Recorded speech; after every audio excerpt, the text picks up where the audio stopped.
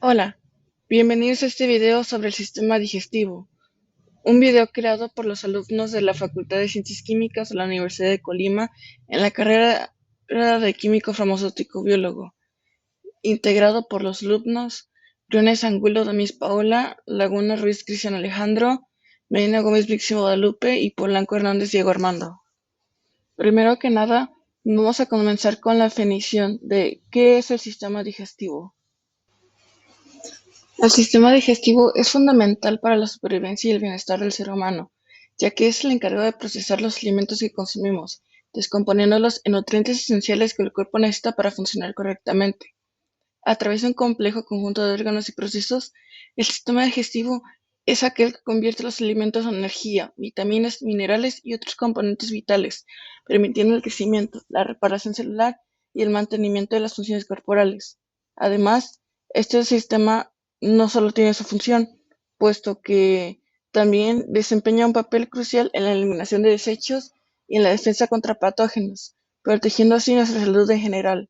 La eficiencia y la salud del sistema digestivo son, por lo tanto, indispensables para la calidad de vida y el bienestar integral de las personas. Ahora, vamos a seguir con todas las partes que conforman este sistema. Bueno, vamos a hablar acerca de la boca, que es también denominada como una cavidad bucal o cavidad oral. Básicamente es la abertura corporal por la que se ingieren los alimentos y está ubicada pues en la cara y constituye en su mayor parte el aparato estomatognático, así también como la primera parte de lo que es el aparato digestivo, ya que este proceso, el proceso digestivo, empieza cuando una persona se pone pues algún alimento en la boca. Entonces, los alimentos comienzan a movilizarse a través del tracto gastrointestinal cuando una persona come. Cuando la persona traga, la lengua empuja los alimentos hacia la garganta y un pequeño colgajo de tejido que se llama epiglotis se pliega sobre la tráquea para evitar que la persona pues se llegue a ahogar, y de esta forma los alimentos ingeridos pasan para el esófago. Entonces, en la boca se abre un espacio previo a la faringe, que ya dijimos sería la cavidad oral o cavidad bucal, y la boca humana está cubierta pues por los labios superiores, inferiores, y desempeñan funciones importantes en diversas actividades, como por ejemplo el lenguaje, expresiones faciales y pues en nuestra sonrisa. La boca humana sana es una de las partes más colonizadas de nuestro cuerpo.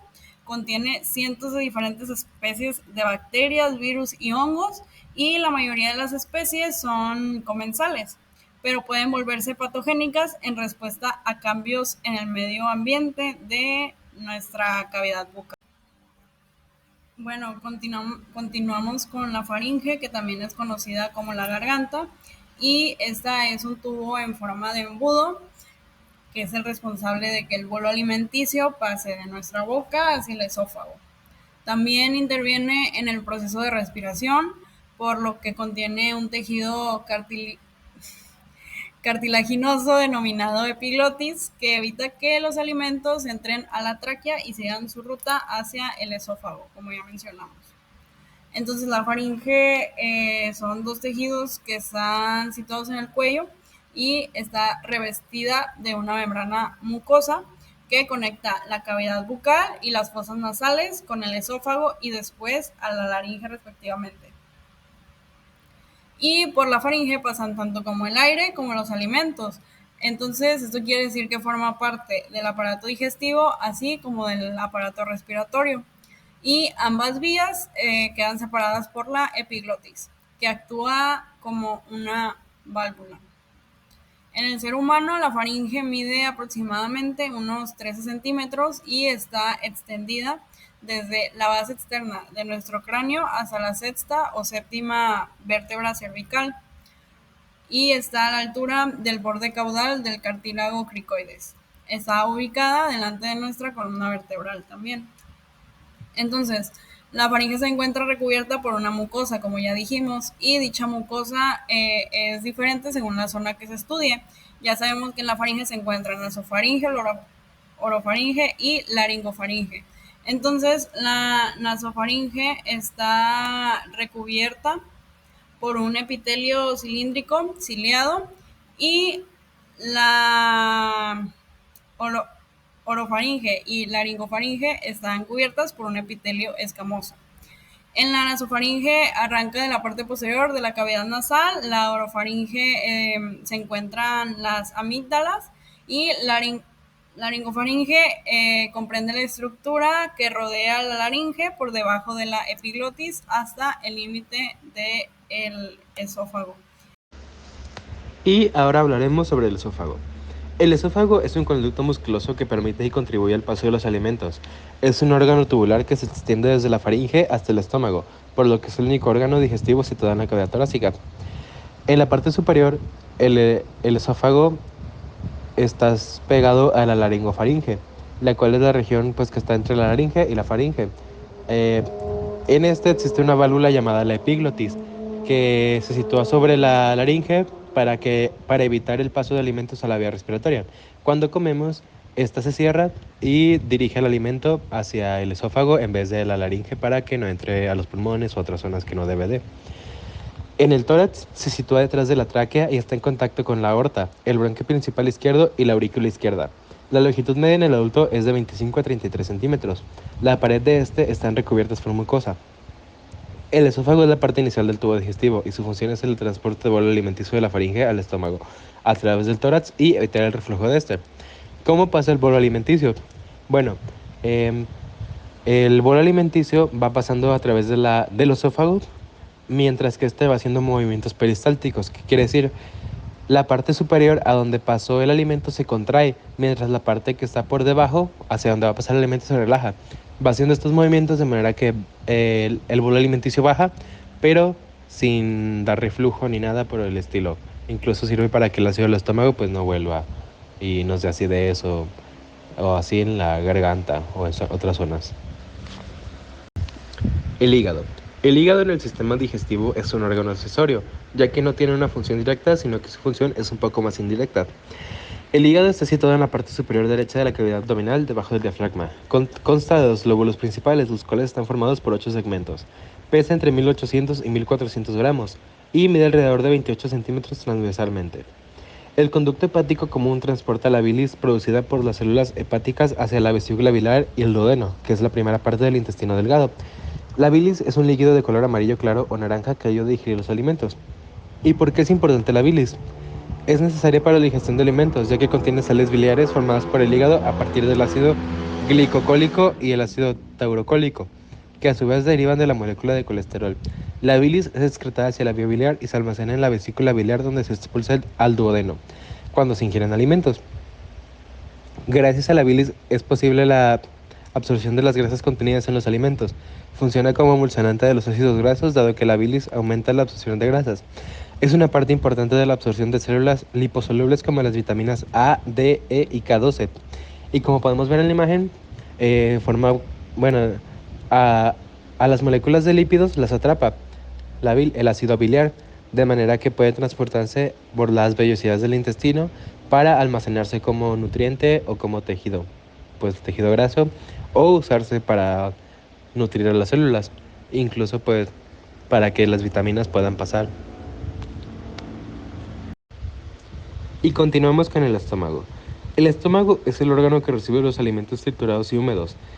Su tamaño es variable dependiendo de su grado de distensión. En promedio mide 25 centímetros de alto y 12 de ancho. Su capacidad media es de alrededor de 1200 mililitros, pero se puede expandir hasta albergar los 1900 mililitros. Se encuentra situado en la región superior izquierda del abdomen, por debajo del diafragma. Su posición es variable dependiendo si la persona se encuentra en pie o tendida. El estómago se divide en 4 áreas, que se llaman cardias, que lo unen al esófago, fundus, cuerpo y píloro, que es la parte que conecta con el duodeno. Y tiene una pequeña válvula para evitar el reflujo o que pase bolo alimenticio que no sea digerido completamente.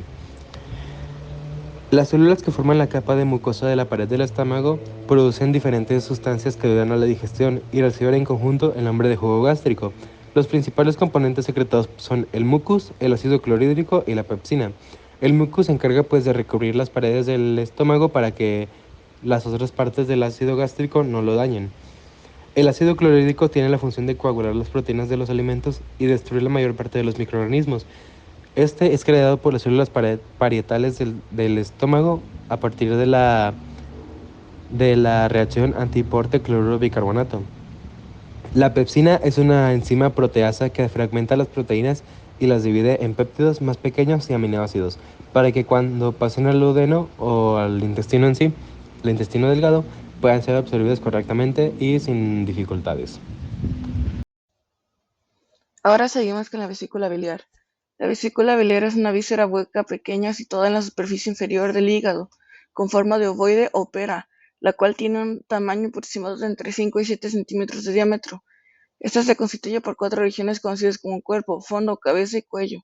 Se une a la biliar a través del conducto cístico, continuando junto con el conducto hepático en el colédoco y desembocando en el duodeno a través de la ampolla de Bartter, la cual funciona a modo de esfínter.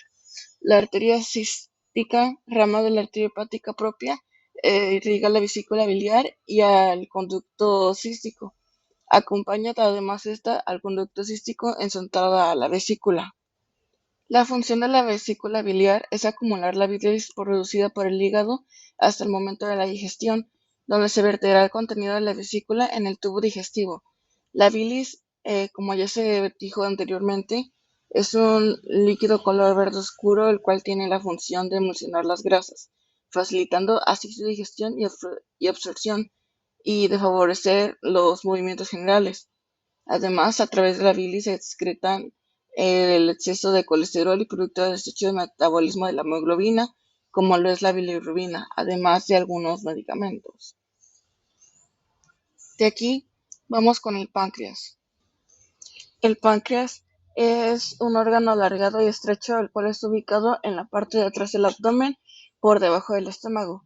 La parte derecha del órgano, la cual es conocida como cabeza, es la parte más ancha y se ubica en la curva del duodeno, que es la primera división del intestino delgado. El lado izquierdo, con forma de cono, se extiende levemente hacia arriba por la parte que se conoce como cuerpo y termina cerca del vaso, la parte que es conocida como cola. Y además el páncreas está compuesto por dos tipos de glándulas, además por ser parte de otro tipo de sistemas, las cuales son las exocrinas, que las glándulas exocrinas son aquellas que secretan la enzima digestiva y por medio de una red de conductos que se unen al conducto pancreático, y las endocrinas, las cuales son compuestas por islotes del Langerhans y secretan las hormonas al torrente. El páncreas realmente tiene varias funciones digestivas y hormonales. Las enzimas que secreta la glándula exocrina en el páncreas ayudan a descomponer los carbohidratos, las grasas, las proteínas y los ácidos en el duodeno. Estas enzimas bajan por el conducto pancreático hasta el conducto colédico en estado inactivo, y cuando entran al duodeno, estas se activan. Además, el tejido exocrino también secreta un bicarbonato para neutralizar el ácido del estómago en el duodeno. Esta se encuentra en la primera sección del intestino delgado. Y bueno, las hormonas principalmente secretadas por la glándula endocrina, la parte funcional endocrina del páncreas, son la insulina y el glucagón, las cuales regulan la concentración de glucosa en la sangre, y además la somatostina, la cual impide la secreción de insulina y glucagón al final del proceso de estos. El intestino delgado se divide en duodeno, yeyuno e ileón. Juntos pueden extenderse hasta 6 metros de longitud. La superficie anterior de estos tres se encuentra cubierta por el ometón, también conocido como epiplón mayor. El duodeno cuenta con partes tanto como intraperitoneales como retroperitoneales, mientras que el yeyuno e el ileón son órganos completamente intraperitoneales.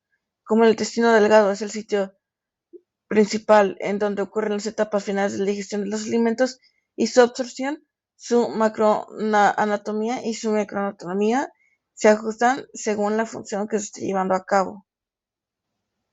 Por definición, el duodeno es la primera sección del intestino delgado. Se extiende desde el esfínter pirólico del estómago, envuelve la cabeza del páncreas en forma de C y termina en la flexura duodenal. Esta flexura se encuentra unida a la pared abdominal posterior por un pliegue peritoneal llamado músculo suspensorio del duodeno, también conocido como ligamento de Treitz.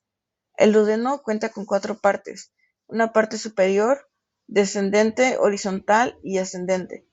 Existen varias características del duodeno, y entre las más importantes podemos encontrar que la parte superior, el bulbo duodenal o la ampolla, por así decirlo, es la única parte intraperitoneal, ya que el ligamento hepatoduodenal y el aumento mayor se unen a ellos.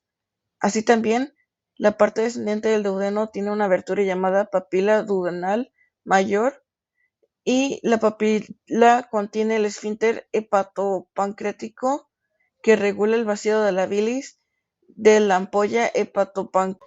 Por su parte, el yeyuno es la segunda parte del intestino delgado.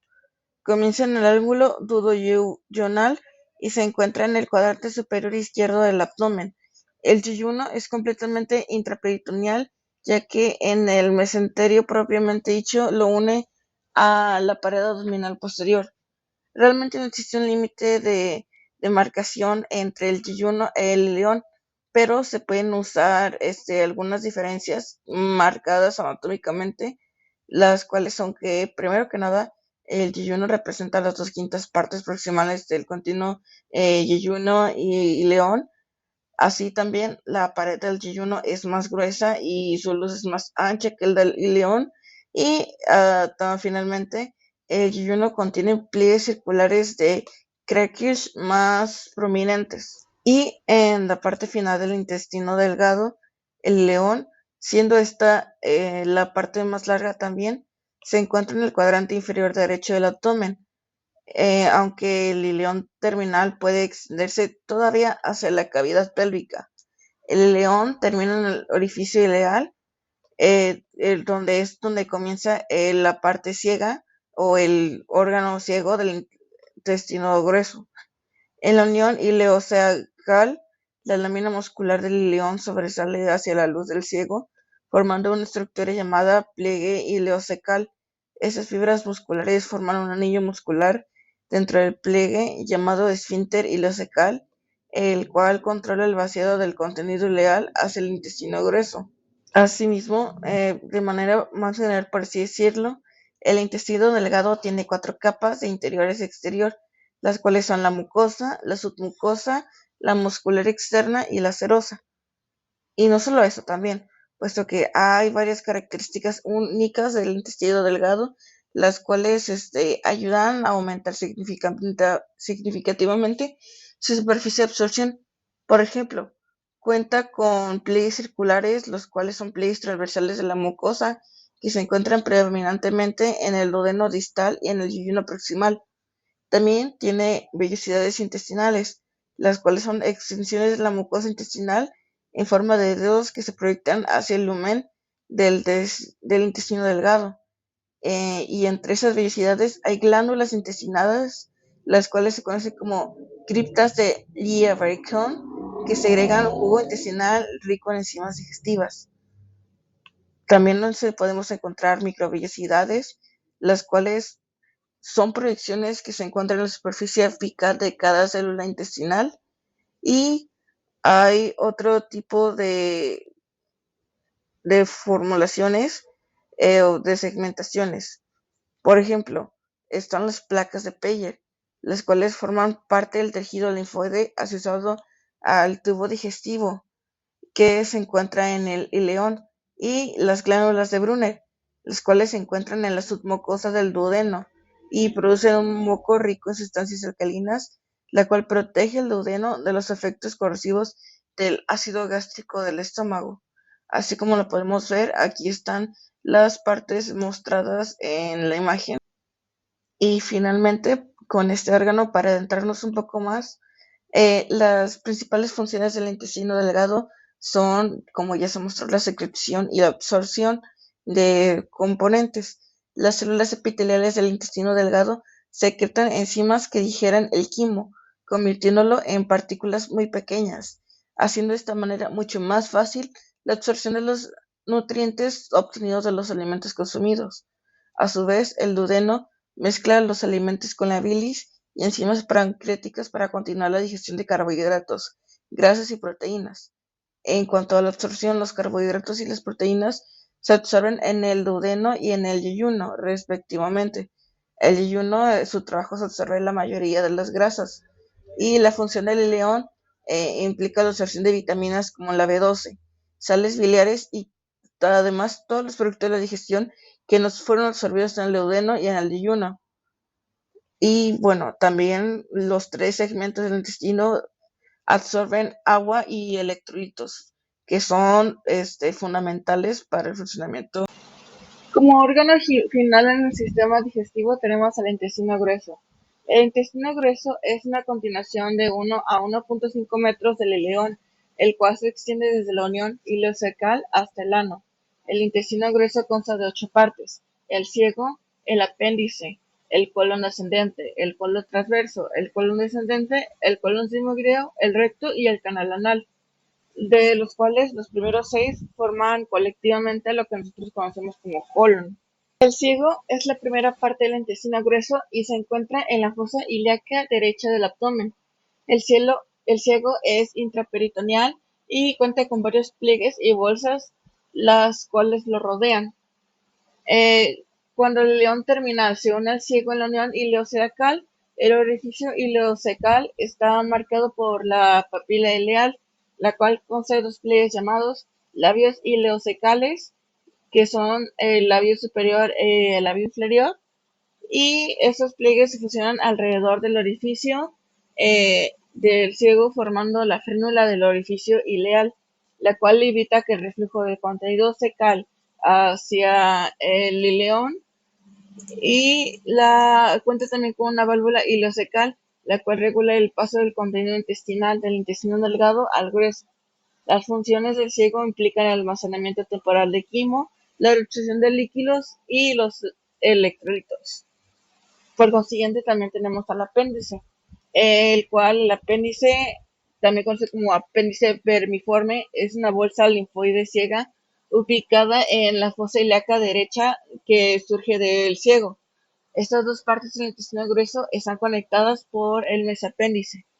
El apéndice, además, tiene un papel en el mantenimiento de la flora intestinal y de la inmunidad de las mucosas. El colon es toda la porción del intestino grueso ubicada entre el ciego y el recto.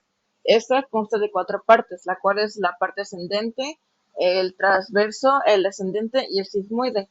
Las principales funciones del colon incluyen la absorción de líquidos y electrolitos, además de la microfibra que genera energía a través de un proceso llamado fermentación. Después de todo lo que es la sección del colon, tenemos al recto.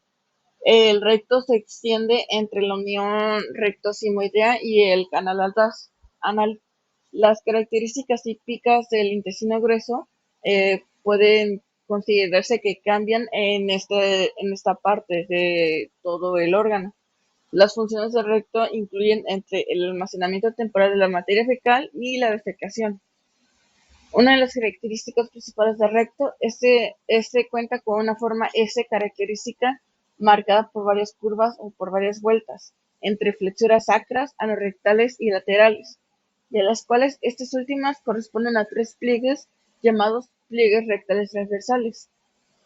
El recto además termina en una ampolla dilatada.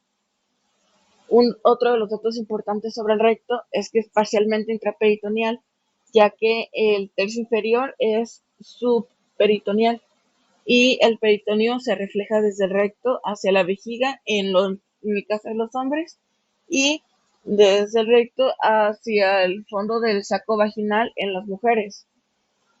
Los espacios alrededor del recto son muy propensos también a contrainfección, a formar excesos y a muchas otras patologías. Por lo tanto, se debe tener una comprensión clara de esa anatomía para saber perfectamente sobre procesos o situaciones que se pueden generar en esta zona del cuerpo.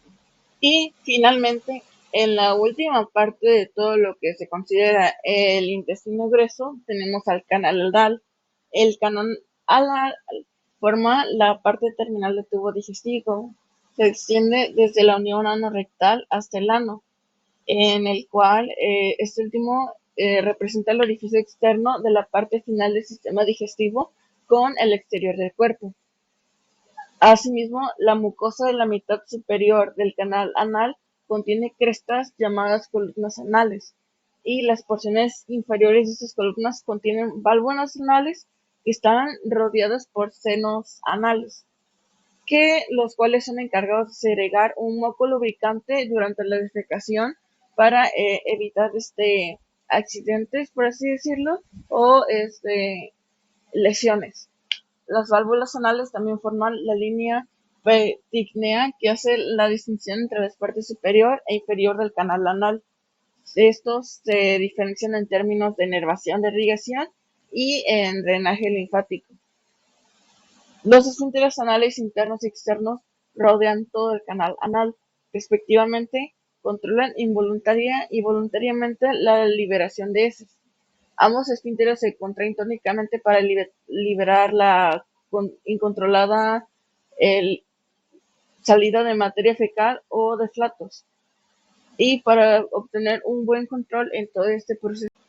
Y bueno, de manera resumida también sabemos que el intestino grueso es aquel que es responsable de varias funciones, como ya lo hemos visto durante todas y cada una de sus partes, las cuales todo se puede reducir, por así decirlo, en que uno de sus principales trabajos es la absorción de electrolitos y de agua, así como también la propulsión del contenido intestinal, pues la formación de almacenamientos cefales para el contenido fecal, y así como también su liberación fuera del cuerpo humano.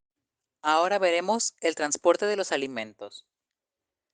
El proceso de la digestión inicia con el ingreso de un alimento a la boca, donde los dientes se encargarán de cortar y masticarlo lo suficiente para que se una con la saliva, que lo disuelve y humedece para formar el bolo alimenticio. Mientras tanto, la lengua permite detectar los sabores presentes en el alimento, mediante el sentido del gusto, y moviliza la masa alimenticia para su masticación y deglución. La producción de saliva y ácido gástrico, que será importante más tarde, se ve influida también por otros sentidos como la vista o el olfato, incluso el pensamiento, de modo que en un proceso conocido como fase cefálica, los centros neuronales en el encéfalo son activados para preparar la boca y el estómago para recibir los alimentos recién digeridos. Los alimentos viajan a través del tubo digestivo compuesto por varios órganos que van desde la boca hasta el ano, iniciando en la faringe, que recibe el bolo alimenticio de la boca y lo envía al esófago, que igual moviliza el bolo hacia el estómago. Ya que los alimentos entraron al estómago, inicia la fase gástrica, en la que se regulan los cambios de pH en el ácido gástrico, gracias a las proteínas que lo neutralizan, y son percibidos por las neuronas parasimpáticas del plexo submucoso en la pared del estómago, de forma que controlan la secreción de hormonas, enzimas y del mismo ácido gástrico al interior del órgano. Una vez que los alimentos están listos para salir del estómago, estos se transforman en un líquido espeso que recibe el nombre de quimo. A continuación está la fase intestinal, que se da una vez que el quimo llega al intestino delgado para inhibir la salida de este del estómago, de modo que la unión entre estos dos órganos, llamada duodeno, no se sobrecarga con más quimo del que debe. Esto inicia con la llegada de impulsos nerviosos al bulbo raquídeo, gracias a la distensión de las paredes del duodeno, de modo que se inhibe la estimulación parasimpática y se activan los nervios simpáticos del estómago, para así disminuir el vaciado gástrico, o sea, la eliminación del contenido del estómago al duodeno. En el intestino delgado se mezclan los alimentos con los jugos digestivos provenientes del páncreas, el hígado y el mismo intestino, para movilizar la mezcla al intestino grueso. Ya en el intestino grueso, los desechos restantes, como las partes no digeridas de los alimentos, los líquidos o las células del tejido del revestimiento gastrointestinal, son convertidos en heces, que serán expulsadas por el recto mediante la defecación. Y por nosotros es todo. Esperamos que el video haya sido de su agrado y también haya sido lo más comprensible posible.